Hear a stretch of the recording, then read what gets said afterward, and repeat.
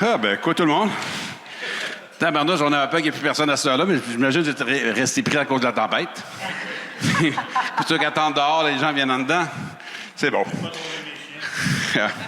Alors, je dis merci. Donc, on est dans la magnifique maison de la littérature sur ce qu'on appelle la Grande Scène Hydro-Québec, une activité qui est présentée en codiffusion par Koyatong et la Maison de la littérature dans le cadre de ce salon. C'est le 14e Salon du livre des Premières Nations qui se tient ici dans la région de Québec. Présentation d'Hydro-Québec qui soutient l'événement, puis c'est réalisé par Koyatong qui organise le Salon du livre des Premières Nations depuis les tout débuts.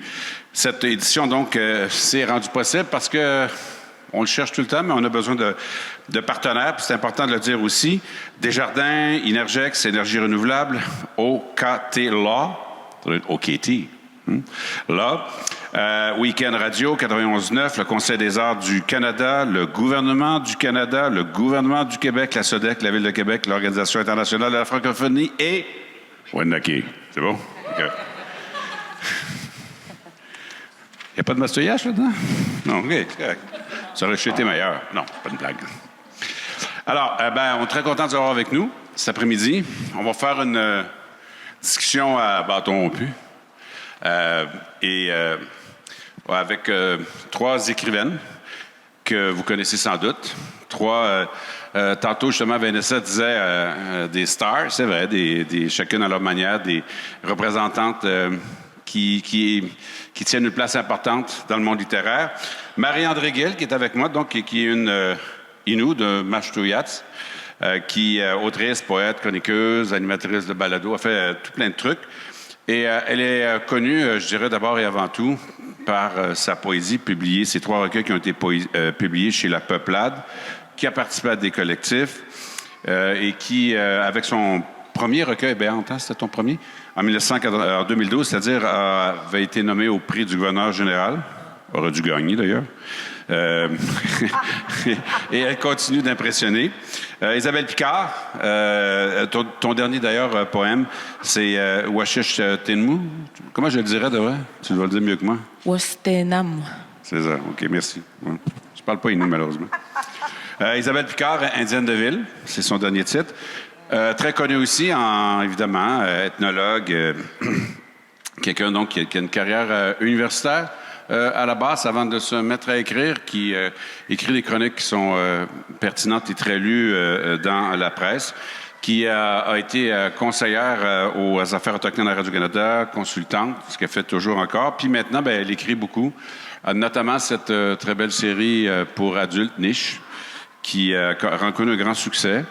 Et son premier roman, Des glaçons comme du verre, qui vient de remporter le prix France-Québec, bravo Isabelle, et qui nous présente donc un roman qui est paru cet automne, Indienne de ville, qui n'est pas un roman, en fait, qui est plutôt un essai, un récit sur son rapport au fait d'être autochtone quand on grandit dans une réserve qui est une réserve urbaine. Et Marie-Josée Bastien, ça prend un peu de théâtre dans la vie quand même, sur scène ici. Donc, Yandawa, le quoi? Le Québec, non? Le que nous sommes? Non, j'ai mal pris. Excusez-moi, je suis en train de... J'ai de la misère à parler moi-même à un moment donné. Là. Ce que nous sommes, excusez-moi. Donc, qui est issue du monde du théâtre. Elle enseigne aussi le théâtre. Directrice artistique de la compagnie Les Enfants Terribles, dont elle est membre. Elle aussi, plusieurs fois, récipiendaire du prix d'excellence des arts de la culture du Québec pour son travail de metteur en scène, notamment. Et Yandawa, donc, ce que nous sommes, en fait, ça aussi, on est dans le monde des Wendat. Ça revisite donc 100 ans d'histoire Huron-Wendat. À travers une pièce de théâtre qui a été éditée dans un livre que j'ai lu, puis il me manquait les 20 dernières pages, puis je l'ai perdu en Europe. Fait que quelqu'un est en train de te lire en Europe, comme je disais. Mais bon, j'ai d'autres qualités que celle-là. J'aimerais ça peut-être qu'on va parler on nous disait de puiser l'inspiration dans l'histoire et dans le territoire. Puis c'est vrai qu'à chacune à votre manière, et l'histoire et le territoire et le rapport à tout ça, ça occupe une place qui varie d'une fois à l'autre. Puis je commencerai peut-être avec toi, Isabelle, parce que dans Indienne de ville, tu racontais comment, par exemple, quand tu étais jeune, le fait d'être autochtone au moment de la crise d'octobre, de crise d'Oka, excuse. Ça a faim, hein? Ça a faim, j'ai dû. J'aurais dû prendre un verre de vin de plus. durant la crise d'Oka. Donc, tu racontes comment, alors que tu travaillais comme guide, le fait d'être autochtone, ça fait que tu recevais tout le négatif qui était envoyé par les gens. Et ce que ça m'envoyait comme réflexion, c'est que des fois, les gens nous demandent qu'est-ce qu'il y a de différent d'être autochtone. Parmi les nombreuses choses qui sont différentes de la vie des gens, il y a le fait que, par exemple, quand un événement comme Oka arrive, quand on est autochtone et que tout le Québec, à peu près, est en colère et qu'on est du mauvais côté, on ne vit pas ces événements-là de la même manière que les autres. Non, c'est sûr. Mais évidemment, j'étais vraiment jeune. J'avais 13 ans au moment de la crise d'Oka, donc en 1990. Et comme j'écris dans le livre, c'était ma première job d'été parce qu'on commence à travailler jeune chez nous. Wendake est extrêmement touristique et on m'a offert un poste de guide touristique sur la communauté. Alors, j'ai 13 ans et je reçois tous ces visiteurs-là qui viennent d'un peu partout parce que la crise a fait le tour du monde. C'est pas seulement québécois. Et ils me posent plein de questions sur ce qui se passe. Il y en a qui arrivent avec des préjugés, évidemment, un peu de racisme, un peu de stéréotypes, tout ça. Puis là, je sais pas quoi répondre. Alors ça a été vraiment l'étincelle. Ça a été le début de quelque chose pour moi parce que au fur et à mesure que l'été a passé, la crise a quand même duré 78 jours, si je me trompe pas. Et je me suis mis à fouiller, à lire, à poser des questions aux aînés, aux adultes, etc., savoir qu'est-ce qui se passait là-bas, comprendre l'injustice. Et ça a vraiment été le début de ce que je fais aujourd'hui. Parce que je me suis rendu compte que quand j'étais capable de répondre à la question, d'expliquer d'un point de vue historique, d'un point de vue légal, d'un point de vue, tu sais, avec des faits, les gens changeaient d'idée. Puis le regard changeait. Alors pour moi, ça a été le début de mon territoire à moi, en fait. Et je trouve ça intéressant, cet aspect-là, parce que je trouve que ça se retrouve au sein de chacune de vos œuvres, c'est-à-dire le fait d'être autochtone puis d'avoir un point de vue différent sans que les autres nécessairement le réalisent. Marie-Josée, toi, dans ta pièce, d'abord, tu te décris comme métissée. Ça, je trouve ça intéressant parce que c'est toujours une question, c'est quoi être autochtone? Moi-même, ma mère est autochtone, mon père est québécois, je me défie comme Innu. Toi, tu te définis comme métissé. Pourquoi tu le vois comme ça? Bien, en fait, parce que pour moi, la part de Château-d'Eau, c'est-à-dire Loretteville, du côté de la rivière, est aussi important que du côté de Wendake. Tu sais, je porte les deux en moi. Donc, c'était important pour moi de raconter ce point de vue-là, c'est-à-dire d'être partagé en deux rives tout le temps. Évidemment, je raconte beaucoup le côté Wendat dans la pièce parce que c'était celle que je connaissais le moins parce que j'étais allée rencontrer justement mes grands-tantes, tout ça, pour retrouver leur histoire parce que c'est l'histoire des femmes, mais rarement écrite dans les livres. Donc, c'était vraiment tout l'aspect mythologique, l'aspect familial que je voulais aller chercher. Donc, je suis vraiment allée chercher du côté des femmes de ma nation et de ma famille. Voilà, fait que c'est pour ça.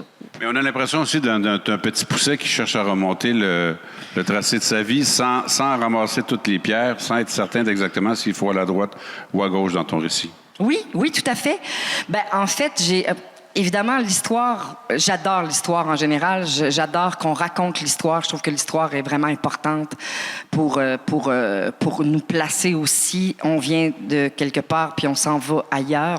On continue. Donc, pour tout le monde, c'est bien de se situer sur un point. Oui, puis j'ai vraiment fait un grand travail. J'ai eu une subvention. J'ai pris le temps de lire et j'ai lu. J'ai rencontré des gens. J'ai, tu sais, vraiment un super 2 ans de recherche et de rencontres vraiment hyper intéressantes. Donc, pour moi, c'était de justement remonter la rivière, remonter ce lien-là que je prenais moins de temps à connaître puisque j'ai l'impression de toujours travailler dans ma vie puis de jamais prendre le temps de... C'est vrai! Ça n'a pas de bon sens. On était dans le jus tout le temps, puis là, de faire non. Je m'accorde du temps pour moi, pour me connaître moi. Donc, ça a été vraiment... Je souhaite ça à tout le monde! Donc, le défi de remonter son propre sentier, dans le fond, pour voir d'où on vient. Marie-André, ton recueil, c'est le premier auquel tu donnes un titre en Innu. Puis en même temps, tu le campes essentiellement à Montréal, ou en bonne partie. Ben, une partie au début, ça se passe au cas, on n'est pas. C'était pas le début. Parce que j'ai l'impression que tu avais le plus moral dans celui-là que dans l'autre. Lequel bout tu parles? Non, mais je pensais qu'au début, quand tu parlais du parc puis tout ça, qu'on était dans. Non? OK, j'ai mal interprété là-bas. Peut-être que toi, tu sais, quand on lit de la poésie, on se visualise tout le temps soi-même à quelque part. Moi, ouais. Mais pourquoi tu as senti le besoin de. Là, je sais que j'ai vu que tu disais qu'avant, tu ne te sentais pas assez confiante de le faire, etc. Pourtant, tu parlais de Mastouillas puis de la vie en réserve, etc. Tu as vécu tes premières années, tu es parti quand même assez plus tard dans la vie de la communauté, de ton propre chef. Tu as grandi, tu es une fille de Mastouillas. Pourquoi tu n'as pas senti, je sais pas, habilité à le faire avant?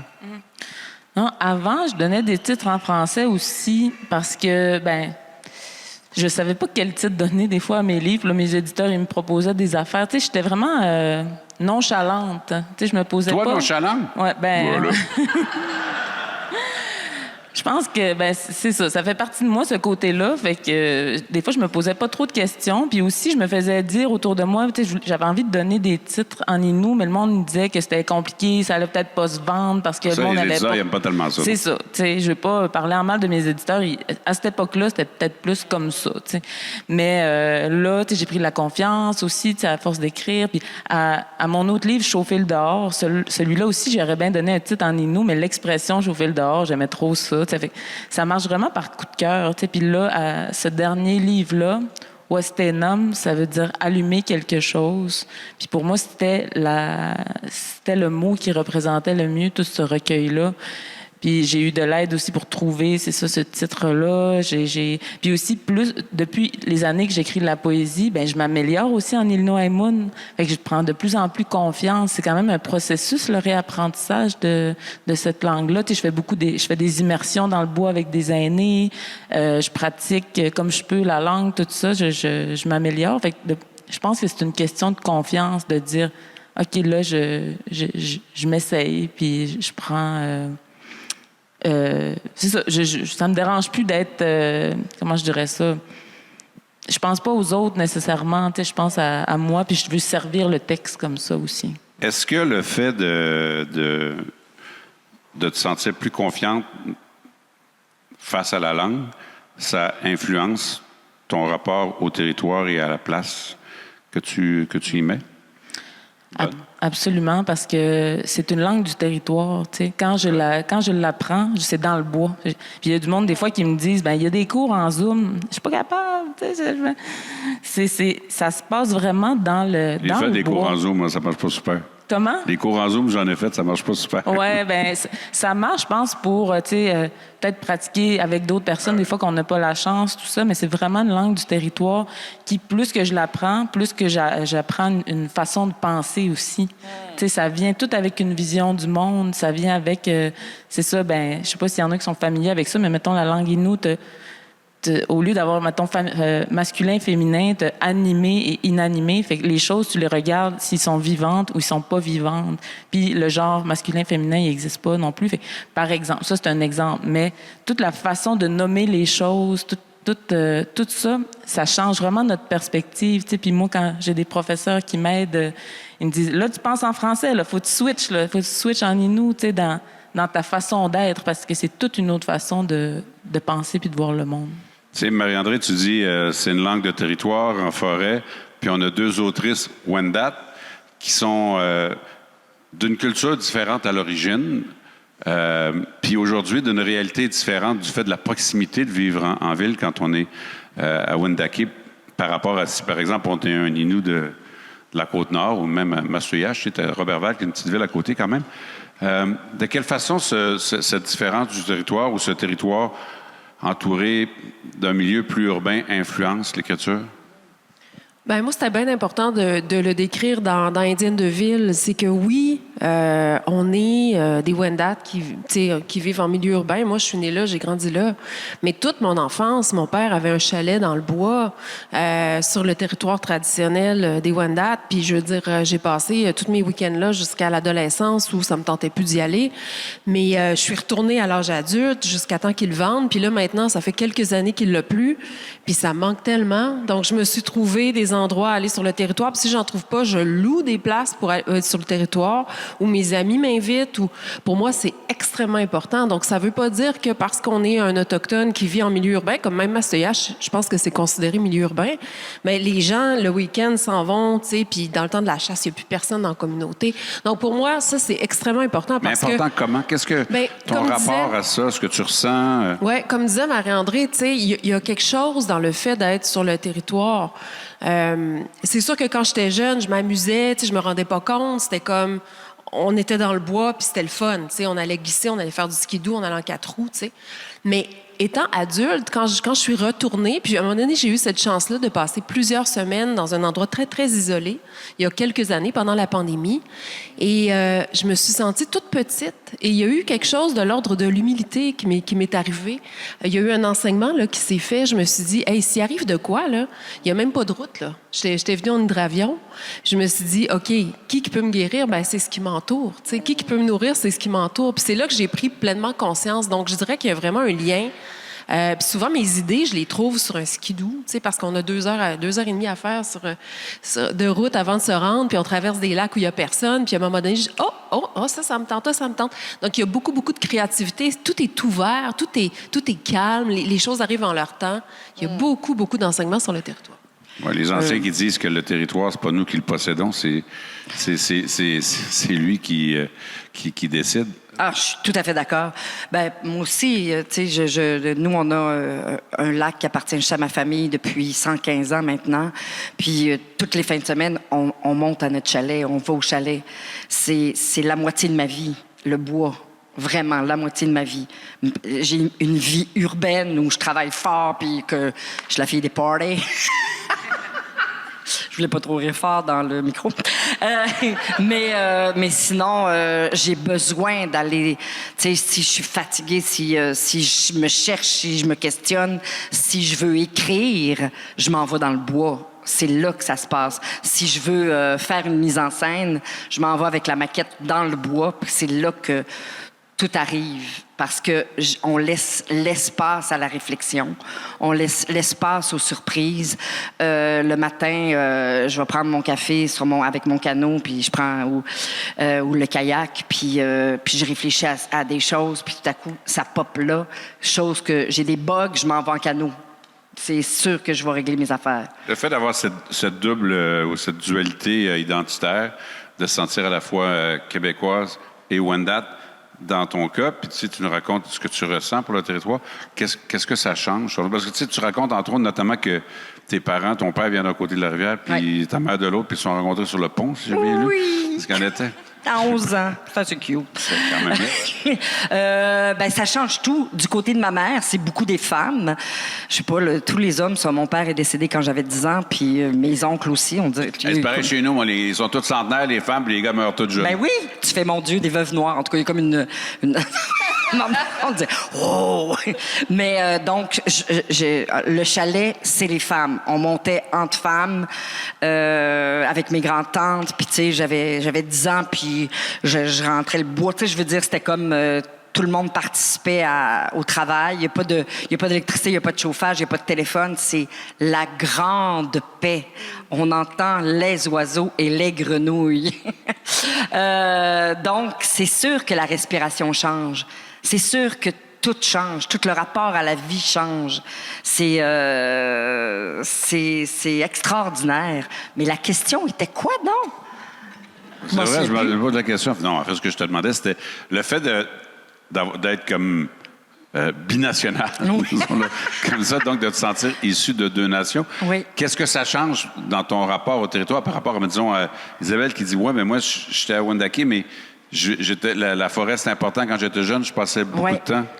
Mais moi, ce que ça change, disons, j'adore voyager, ben je m'en vais dans des endroits où il n'y a personne. Tu sais, je m'en vais en Islande, je m'en vais au Sahara, je m'en vais au Yukon, je m'en vais vraiment dans des places, je m'en vais pas nécessairement à Paris, même si j'y vais, là, mais tu sais, il y a quelque chose de... J'ai besoin de l'espace pour me ressourcer. Donc, tous mes temps libres se passent dans des territoires. Avez-vous l'impression que, quelque part, quand on est autochtone, on est aussi un peu orphelin de son histoire? dans le sens que il y a beaucoup de gens qui écrivent, qui sont autochtones, qui cherchent à remonter, à recréer l'histoire. Moi, je l'ai fait, toi, tu le fais, ben, c'est un peu ce que tu fais aussi. Toi, je le sens aussi dans ta manière à toi, qu'on est ces orphelins, puis que l'écriture est comme une manière de, je sais pas, de remonter. Qu'est-ce que tu en penses, toi, Marie-André? Oui, ben l'écriture permet de créer sa mythologie personnelle, puis d'aller voir dans la culture. Il y a tellement de choses qui ont été perdues à cause des pensionnats, à cause de la colonisation, tout ça, puis moi, genre, ça me touche de le dire, mais quand j'étais ado avec mes amis à Meshtoyat, on embraillait, nous autres, tu sais, de pas parler la langue, tu sais, puis de pas savoir des fois nos activités traditionnelles, tout ça, tu sais, on était complètement chamboulés de ça. Puis, tu sais, je suis convaincue aussi que c'est pour ça qu'il y avait autant de suicides aussi, tu sais, à cette époque-là, parce que les jeunes étaient comme... On est qui, tu sais? On est qui? On est Inuits, mais en même temps, on vit comme des Québécois. Genre, qu'est-ce qui se passe? Puis, ça a tellement... Ça, tu sais, ça, qu'est-ce qui s'est passé aujourd'hui? Quand j'écris, je pense à tout ce monde-là qui est autant dans un creux, tu sais, une perte identitaire, tout ça. Fait que j'essaie de... En faisant mon propre chemin là-dedans, ben, tu sais, je souhaite tellement que les autres aussi trouvent leur propre chemin, mais des fois, on n'a pas les outils. C'est pas tout le monde qui a la chance, tu sais, d'avoir une coucou mamouchoum, tu sais, mettons, pour aller dans le bois, ou quelqu'un qui est en ville, qui n'a pas ces chances-là. Fait que c'est... Ouais, je trouve ça que c'est une question très forte. Comment on le fait, le chemin? En fait, c'est par les témoignages des anciens, c'est par les gens dans la communauté. Comment, toi, par exemple, tu y arrives? Oui, ça peut être par ça, mais au-delà de ça, si on n'a pas ces personnes-là autour de nous, je pense que ça part vraiment de s'écouter soi, puis d'aller... On peut tout avoir accès au territoire puis au vivant, même si, par exemple, on habite en ville, juste en prenant le temps de créer des relations avec soit les autres ou avec les autres, être vivant, justement. Tu sais, c'est ça, on a tout accès à ça, on a tout accès un peu à un arbre, à de l'eau, ben peu importe, tu sais, il y a... Le chemin se passe vraiment à l'intérieur. Puis il y en a qui vont aller aussi, sinon, tu sais, regarder dans des livres ou, tu sais, des livres d'histoire, des choses comme ça pour se réapproprier. Mais ça part vraiment d'une conscience de tout ça, je pense, puis de marcher vers quelque chose qui fait du sens pour soi, là. Mais j'arrive pas à le nommer exactement, là. Je dis ça avec les mots que j'ai. Isabelle? Bien, évidemment, c'est la quête de ma vie. Je suis ethnologue. C'est pour ça que je suis devenue ethnologue. Parce que j'avais commencé en littérature, en fait, à l'université, littérature québécoise. Puis là, je me suis dit, je vais aller trouver c'est quoi la littérature autochtone à travers la littérature québécoise. J'ai trouvé 3 livres. 2 livres d'histoire, un écrit par Georges Sioui, l'autre Marguerite Vincent de chez nous, publié juste en France, je pense. Et puis un autre, c'est Anne-Antone Capèche, Je suis une maudite sauvagesse. C'est tout ce que j'ai trouvé. T'as pas dit qu'il y avait aussi Tintin en Amérique? Ben ouais, tu sais, c'était un petit peu belge. Il y avait Lucky Luke aussi. Mais c'est tout. Alors, puis ça fait... j'ai 48 ans, fait que ça fait 28 ans à peu près de ça. Ça fait pas si longtemps. Puis ça a été la quête de ma vie. Puis je me suis dit, à un moment donné, à travers tout ce que j'apprends, à travers le temps, puis c'est une quête, c'est le cas de le dire avec un grand Q, parce qu'à un moment donné, on peut pas faire ça du jour au lendemain. C'est vraiment, faut prendre le temps de faire les choses. Puis oui, ça peut se faire à travers les livres, mais je suis très d'accord avec ce que Marie-André dit. C'est aussi de prendre le temps d'aller sur le territoire. C'est là aussi qu'on apprend beaucoup, qui on est comme autochtones. C'est extrêmement, extrêmement important. Oui, mais les Wendat, en plus, vous avez une difficulté que les Inuits n'ont pas, c'est-à-dire que la langue était perdue. Oui, toi, tu as été de ceux qui ont initié le travail pour essayer de faire revivre. Elle n'était pas juste comme, mettons, les Abénakis, il n'y en a plus qui le parlent au Québec, mais ça se parle ailleurs. Les Wendat, il n'y avait plus personne qui parlait cette langue. Non, il n'y avait absolument plus personne. Puis justement, depuis que j'avais 13 ans, tu sais, quand j'étais guide touristique, les gens nous demandaient, le Wendat, peux-tu m'en dire quelques mots? Je disais, mais non, c'est perdu. Puis là, on nous disait de dire, dites que ça va être enseigné là, à l'école primaire l'année prochaine. Puis là, on monte le temps, on pousse, puis j'arrive à 29 ans, puis c'est toujours pas enseigné. Puis là, je me fâche. Puis là, je dis, là, il faut faire quelque chose. Alors, on a fait une association avec l'Université Laval. On est allé chercher un gros fonds de recherche. Puis c'est là que, tranquillement, on a mis une équipe en place extraordinaire qui, eux, ont pris le temps chaque semaine de réapprendre la langue parce qu'on avait encore des lexiques, des dictionnaires, tout ça. Mais pour nous, tu sais, quand je parle de quête, là, c'est tout ça, là, parce qu'on est là depuis 1697. Donc, la colonisation, elle nous a frappé en pleine face, là. C'est clair. Puis, à tous les jours, il faut rester authentique. Et c'est ce que j'aime de la littérature, c'est que de plus en plus, ça fait quand même une dizaine d'années que la littérature autochtone est plus foisonnante. Puis, ce que je trouve, c'est qu'on est capable de s'affirmer davantage. C'est un peu ça que tu disais tantôt, Marie-André, tu sais, comme on est. Tu sais, je trouve qu'au début, tu sais, c'était beaucoup dans l'histoire, fallait pas trop froisser, fallait faire attention, fallait marcher lentement, des petits pas doux. Je trouve que maintenant, on est capable un peu plus de s'affirmer, puis c'est ça aussi notre vrai territoire, je trouve. Oui, mais en même temps, avez-vous l'impression qu'on est un peu en retard par rapport à ce qui se passe en dehors du Québec? J'écoutais Michel Good tantôt, qui était ici, là, puis elle a dit quelque chose, là, je paraphrase, là, mais elle disait l'histoire du Canada que vous n'avez pas appris, c'est pas une histoire, c'est un conte de fées. Puis nous, on va vous raconter la vraie histoire. C'est à peu près ça, quelque chose comme ça qu'elle disait. Et qu'en fait, on est comme au début, ici au Québec, parce que je sais pas, moi, quand j'ai commencé à vouloir lire la littérature autochtone, j'ai vu Quispan, qui était le premier roman autochtone que j'ai lu. Puis, tu sais, avant ça, j'avais Virginia qui avait publié, je crois, 2 romans. Ça fait quand même rien que 2011, ça fait quand même pas 15 ans. Donc, non, ça fait pas longtemps. On est bébé et écrivain. Mais qu'est-ce qui pousse à écrire quand on est bébé comme ça? Toi qui es en théâtre, par exemple, c'est une autre manière de raconter des histoires. Ah ben, c'est sûr que moi, je suis vraiment un bébé dans l'écriture. J'écris parce que je veux le mettre en scène. J'écris pour pouvoir couper. C'est vraiment ça. Ah oui.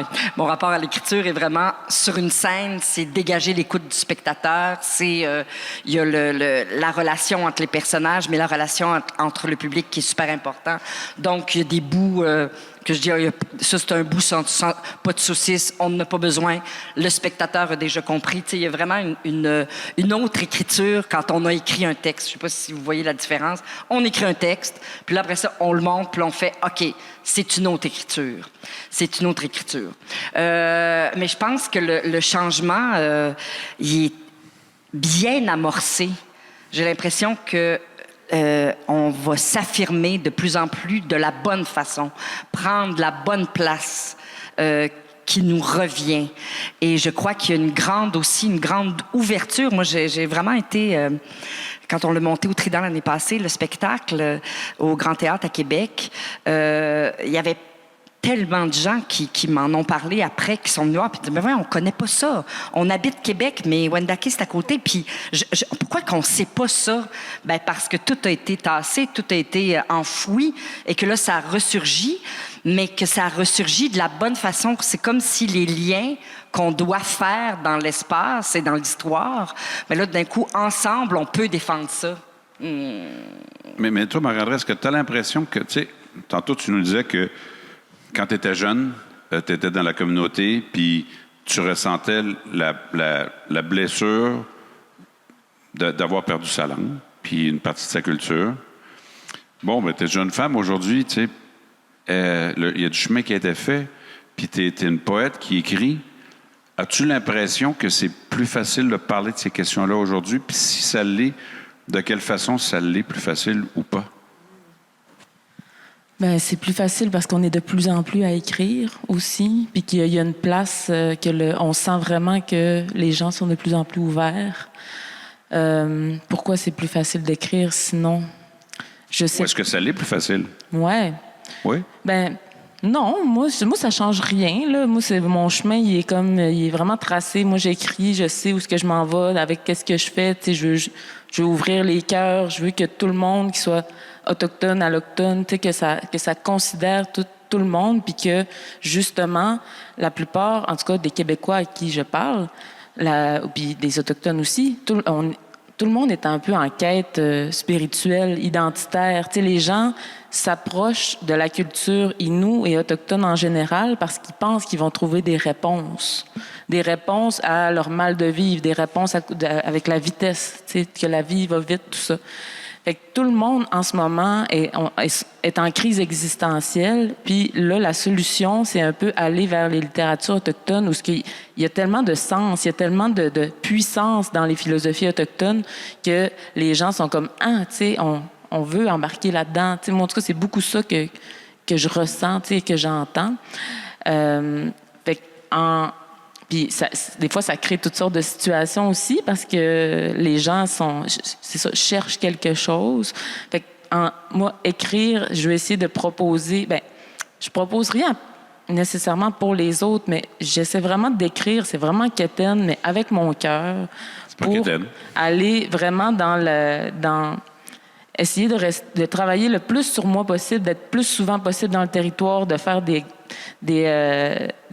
des longues expériences, mettons, en canot puis dans le bois, tout ça, juste pour essayer de rendre ça le plus...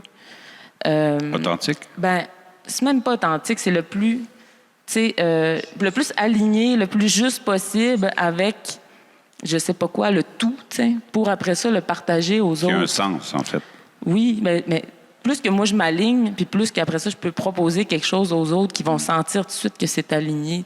Aligné avec quoi, je sais pas, j'ose pas nommer de nom, mais tu sais, la vie, là, tu sais, le tout, appelez ça. Isabelle, je te vois opiner du bonnet, puis je t'ai vu sursauter tantôt quand tu demandais si j'étais Michel Good, puis que je disais qu'on a le feeling quand même qu'au Canada anglais, cette conversation-là qu'on a amorcée il y a moins de 15 ans au Québec, est amorcée là-bas depuis, je dirais, les années 70 peut-être. Oui, Niche, ma série jeunesse, j'ai eu la chance qu'elle soit traduite en anglais et j'ai été invitée 2 fois à Vancouver, en Alberta. Et là, j'arrive avec ma conférence, la même que je fais ici, mais traduite, et je me rends compte que non, là, après, ça marche pas, là, ils sont rendus ailleurs. Là. Même les jeunes, là, surtout en Colombie-Britannique, maintenant, ils sont obligés d'avoir un cours d'histoire autochtone en secondaire 5, pour avoir leur diplôme d'études secondaires. Aussi, il y a des cours à faire, je pense que c'est obligatoire au bac aussi, si tu veux avoir ton bac. Donc, je trouve ça hyper intéressant. Puis j'aime pas ça comparer parce qu'il y a quand même, tu sais, le Canada est vaste, puis des fois, c'est pas toujours la même chose partout. Ni parfait. Non, effectivement. Mais c'est vrai qu'ici, il y a 15 ans, tu sais, moi, quand j'étais consultante comme ethnologue, j'avais pas autant de conférences que je fais aujourd'hui. Il y avait pas autant d'offres en littérature. Même, j'avais écrit à l'époque un premier roman jeunesse qui avait été refusé. Elle m'a appelé, d'ailleurs, l'éditrice. Elle a dit, ouais, peut-être que... J'ai peut-être manqué de vision. Mais bon, tant pis. 5 ans plus tard, j'ai sorti Niche, ou 10 ans plus tard. Mais bref, j'ai trouvé ça drôle. Mais tout ça pour dire que, quand même, ici, je trouve qu'on rattrape assez rapidement. Tu sais, je veux dire, en 10 ans, on a fait un bond de géant. Là. C'est pas parfait, évidemment.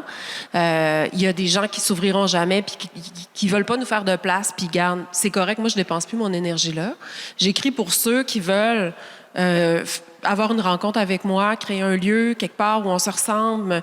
Des fois, ils viennent plus vers moi. Des fois, on se rencontre au milieu, puis c'est correct. Mais je pense qu'il y a de la littérature aujourd'hui pour tout le monde. C'est vraiment magnifique, tu sais. J'écoute, puis je reviens encore tantôt quand il y avait Michel Good, puis une conteuse, Julie. Comment? Péliloche. Julie. OK. Tu allais du Prince-Édouard. C'était comme 2 points de vue du Canada anglais. Puis il disait un peu la même chose que je vous entendais, c'est-à-dire que les choses bougent vite. Et on a l'impression que j'écris ce que tu as dit, Michel Good l'a dit, j'écris, moi, pour que les gens puissent voir les choses différemment. Tu opines du bonnet aussi, là? Ah oui. C'est sûr que moi, j'ai le grand bonheur de faire le livre audio Des glaçons comme du verre. En ce moment, je suis en train de l'enregistrer à Montréal. Je suis en plein dedans, là. Puis, c'est formidable. Mais j'apprends plein de choses quand même. C'est ma communauté. J'apprends plein de choses. C'est assez extraordinaire. Je fais, ah oui, hein? OK, oui, il y a eu ça, tu sais, des choses que je savais, mais que c'était pas...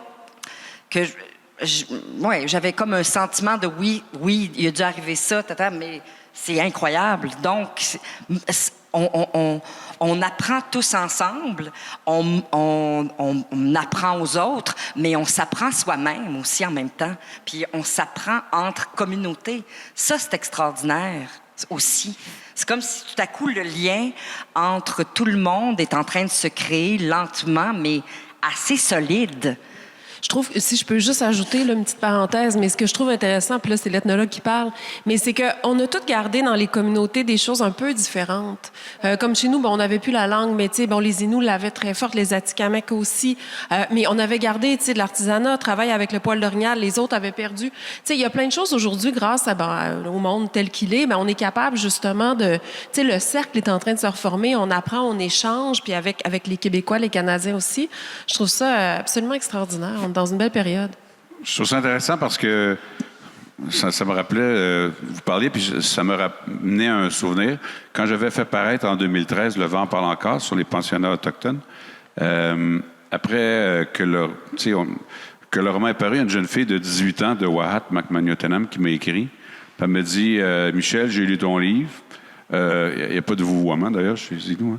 Michel, j'ai lu ton livre. Puis elle dit je te remercie. Elle dit moi, j'ai jamais aimé les anciens pensionnaires. On peut comprendre à cause des problèmes qui sont liés aux gens qui sont allés là très souvent. Mais je ne savais pas pourquoi ils étaient comme ça. Maintenant, je le sais, merci.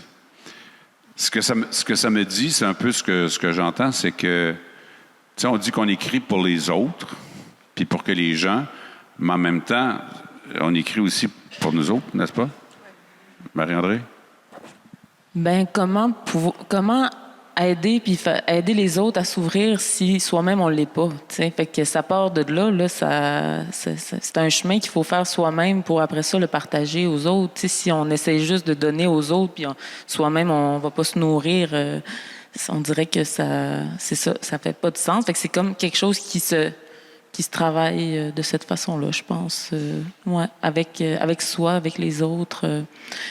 Puis, tu sais, avoir une vie d'artiste un peu aussi, c'est avoir la chance de se laisser du temps pour justement aller apprendre la langue, aller dans le bois, aller comme à la rencontre de gens, mais aussi de savoirs immémoriaux. Moi, c'est un peu ça, tu sais, ma vie, là, vu que j'ai choisi ce mode de vie-là, ben, tu sais, je peux tasser toutes les affaires que je trouve superflues. Il faut que j'accepte des fois de pas faire d'argent ou de pas dire oui à tout, mais pour préserver cet espace-là merveilleux qui me permet d'être en connexion avec le tout, encore une fois, tu sais. Puis c'est après ça, c'est ça, de partager ça. Comme je disais tantôt, tout le monde après peut aller le retrouver sans être obligé d'aller dans le bois. On peut tout trouver ça en soi quand on prend le temps. Ça, je suis sûre de ça. Fait que j'essaie d'amener les gens là. Je sais pas si c'est too much mon affaire que je dis, mais c'est vraiment ça que je comprends, que je fais personnellement. Il me semble qu'il y a quelque chose qui se passe aussi, qui est comme un mouvement important. Je donne l'exemple souvent de quand on a publié Amun en 2016, qui est un premier collectif avec des auteurs autochtones. Je me souviens d'avoir dit à mon éditrice, on va en vendre assez pour que tu ne payes pas d'argent, tu sais, puis on va couvrir les frais. On avait réuni 10 auteurs de peine et de misère. Il y a 3 ans, on a fait Wapke, Marie-André puis Isabelle, vous avez écrit dedans. On était 14, puis le livre est devenu un livre de fond qui vient d'être réimprimé. Là, on en prépare un autre collectif pour le printemps. Ça va s'appeler Mamou, ensemble.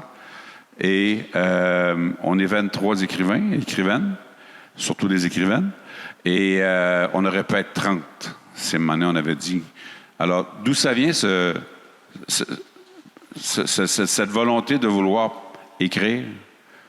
Comment vous l'interprétez? Marie-Josée? Toi qui commences, mais même si tu es là depuis longtemps. C'est sûr que moi, il y a quelque chose, personnellement, il y a voyons, on dirait que ça m'a, je vais pleurer, mais je vais pas pleurer, là, calme-toi, là. Mais... Non, on pleure, c'est le temps bon, quand même. Non, je veux pas. Mais il y avait quelque chose d'aller récolter les histoires de mes grands-tantes, de ma grand-mère, même de ma mère, avant qu'elles disparaissent. Ça, c'était vraiment extrêmement important. C'est un chemin que j'ai fait depuis une dizaine d'années que je récolte, je les enregistre, je récolte leurs récits, tout ça. Puis j'ai dit, c'est comme quelque chose, si je le fais pas maintenant, c'est terminé. Donc, c'est ce désir-là, parce que oui, j'écris, mais je me considère beaucoup comme une comédienne qui écrit. Tu sais, j'ai de la misère à m'identifier autrice. Je suis comme énervée d'être ici. Mais, puis c'est vraiment de raconter, je dis toujours raconter l'histoire extraordinaire du monde ordinaire, dans le grand sens, là, ordinaire, tu sais, ma mère est formidable, puis la gang avec qui elle fait des tissages sont extraordinaires. Fait que j'ai écrit la pièce de théâtre en allant dans leur local, puis en les écoutant, puis en disant, hey, mon Dieu, c'est donc bien punché. Tout ce qui est dit pourrait se retrouver dans le spectacle. Bon, il y en a un petit peu, mais moins que je... Ouais, fait qu'il y avait ce danger de perdre ça, cette oralité-là. C'est quelque chose de Michel Tremblay dans la démarche que tu nous racontes? Oui, tout à fait. Oui, vraiment. Mais puis j'ai fait la traversée du siècle. J'ai eu la grande joie de jouer dans le spectacle La traversée du siècle. Et c'est, tu sais, on a traversé toute l'œuvre de Tremblay en un spectacle de 12 heures. Je sais pas si vous l'avez vu, c'est extraordinaire. Mais que tout à coup, on entend des femmes qu'on n'aurait jamais entendues. Ça, hein? Toi, Isabelle, t'écris pour les jeunes aussi, tu sais. Ouais. Puis t'as dit tantôt, tu avais même déjà voulu le faire avant, donc Ouais. tu sens ce besoin-là de parler à ces jeunes-là. Vraiment, vraiment. Mais tu sais, pour répondre à ta question, puis je vais revenir à celle-là, mais je pense qu'on est beaucoup, puis tu le décrivais, dans l'urgence d'exister, tu sais. C'est pour ça aussi. On était invisibles, on va pas se le cacher, là. On était invisibles là, pendant je sais pas combien de siècles. Puis tout d'un coup, on devient visible. Enfin, il y a quelque chose, là, tu sais. On veut juste exister. Puis moi, j'écris aux enfants parce que je veux plus, justement, qu'il y ait juste du Tintin, puis du Lucky Luke, puis le petit Esquimau, parce que c'est ça que j'avais chez moi. J'avais juste ces 3 livres-là. J'avais demandé à ma mère des livres qui parlaient des Indiens. On était dans les années 80. Au moins, t'es échappé à Gaguc, toi. Oui, mais là... Fait que, puis elle m'était arrivée avec ça, avec toute sa elle a dit, je trouve rien d'autre, tu sais. Puis j'ai dit, ben là, ça a comme pas de bon sens. Puis je me suis dit, puis moi, quand j'ai écrit, ça fait pas longtemps, ça fait seulement 4 ans que Niche est sorti. On pense que ça fait bien longtemps, mais le premier, les autres encore moins. Et je trouvais ça important. Bon, il y avait des albums, tout ça, mais au niveau du roman, il y avait pas beaucoup de choses, je trouve. Puis j'avais envie aussi de décrire les Autochtones dans un milieu contemporain, parce qu'on était tout le temps représentés dans le passé. J'étais tannée de ça. Tu sais, j'avais envie de nous raconter comme on est aujourd'hui, dans un autre territoire, justement une autre... Donc, pour moi, ça, c'est exister. C'est juste dire, on est là, puis on vit comme ça, puis oui, on joue à Fortnite, puis là, ils aiment bien ça dans les classes quand je dis ça, là, qu'on joue aussi, que les jeunes jouent à Fortnite, mais qu'on va aussi en canot parfois, c'est vrai, puis qu'on pose des collets, puis que, tu sais, il y a plein d'affaires. On est comme dans 2 mondes, mais c'est notre monde, puis c'est bien correct. Puis Marie-André, toi, tu travailles en poésie, pas que, parce que tu as écrit deux très belles nouvelles, d'ailleurs, pour les collectifs. Mais dans la poésie, tu sais, comme là, vous êtes 3 femmes, puis je trouve que c'est représentatif quand même de la littérature autochtone, qui est quand même... Louis-Carl, à un moment donné, il dit, Michel, on devrait faire un recueil avec juste des hommes, parce que, tu sais, c'est quand même rare, ça ferait quelque chose d'original. Je lui ai dit, ouais, mais je pense pas que c'est une bonne idée, Louis-Carl, quand même. Ça va être mince. Ça va être mince, tu sais, je veux dire. Mais il me semble qu'en poésie, je ne veux pas dire que c'est là que tout a commencé, parce qu'on pourrait le débattre, mais j'ai quand même l'impression que c'est un peu là que tout a commencé, avec des femmes poètes comme Joséphine, comme Rita Michto-Cocho, comme Marie-André Gill, qui ont commencé dans ce domaine-là à parler. Puis aujourd'hui, la poésie autochtone est tellement forte que c'est imposé d'elle-même. Peut-être c'est un feeling, ça, d'avoir l'impression de descendre une rivière ou de suivre un sentier qui a été tracé, puis on l'élargit nous-mêmes après, ou pas? Avec la poésie, c'est ça, vu que c'est des femmes, tout ça, qui ont des femmes ouvert autochtones ça, qui sont vraiment ouais. marquées. À part Louis-Carl, j'essaie de penser, y en a-tu des poètes? Il y en a pas. Oui. Hein? Ouais, C'est vrai, il y a juste oui. Ben, il y en a, Ouais, là, mais je c'est veux vrai. dire... Il y en a, mais femmes. c'est parce que je pense aussi que traditionnellement, tu sais, les femmes, c'est leur rôle, la pédagogie, puis d'éduquer les enfants, tu sais, à ce niveau-là, sur leur histoire, ces choses-là. Puis, en tout cas, chez les Inuits, puis les hommes, c'était comme il y avait un autre rôle que le rôle d'éduquer les enfants puis les autres qui arrivent sur ces sujets-là. Fait que je pense que c'est pour ça que les femmes ont pris ce flambeau-là, puis ils continuent de le prendre parce que je pense que c'est culturel, c'est traditionnel de mettre ce chapeau-là. Puis je pense que oui, là, tu sais, quelque part, la rivière, elle coule, comme tu dis, vers... il y en a plein des nouvelles autrices qui embarquent là-dedans parce que ça leur donne confiance. Tu sais, ils voient, il y a des gens qui ont envie de nous lire. On peut parler de qui on est, on peut parler de trucs traditionnels, on peut parler de trucs contemporains, puis on est quand même reçus, tu sais. Puis pourquoi on est reçu? C'est ça aussi que je me demande. Pourquoi que les gens sont prêts maintenant à ça, tu sais? Je me demande. aussi que c'est aussi leur histoire. Oui, c'est une histoire collective, c'est sûr. Puis c'est aussi un pan de l'histoire qui a tellement été... c'est ça, pendant tellement longtemps, personne n'en a entendu parler. Puis l'histoire a été écrite juste d'un côté. Puis là, on voit qu'est-ce qui s'est passé aussi de l'autre côté. Puis ça, je pense que ça intéresse aussi beaucoup les gens. Mais c'est aussi, comme je disais tantôt, une sorte de trouver du sens aussi, parce que dans nos cultures, il y a beaucoup de sens, il y a des mythologies super fortes, il y a des légendes vraiment parlantes, il y a une philosophie tellement forte par rapport à l'acceptation des choses comme elles sont. T'sais. Il y en a beaucoup, moi, qui me disaient hey, mais pourquoi vous vous révoltez pas, vous autres, les Inuits? C'est tellement passé d'affaires. On entend ça souvent, oui. Je suis comme, tu sais, c'est pas dans la philosophie, c'est vraiment comme...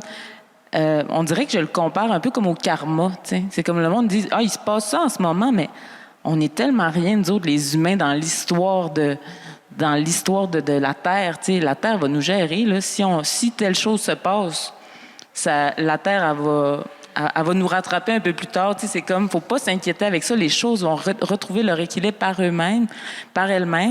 Fait que c'est cette philosophie-là que moi, j'essaie de partager en poésie parce que des fois, les gens ne comprennent pas, pourquoi qu'on n'agit pas de la même façon, pourquoi qu'on sort pas autant dans les rues, puis pourquoi qu'on se battrait pas pour nos droits. Tout ça, c'est juste que c'est pas la même façon de penser.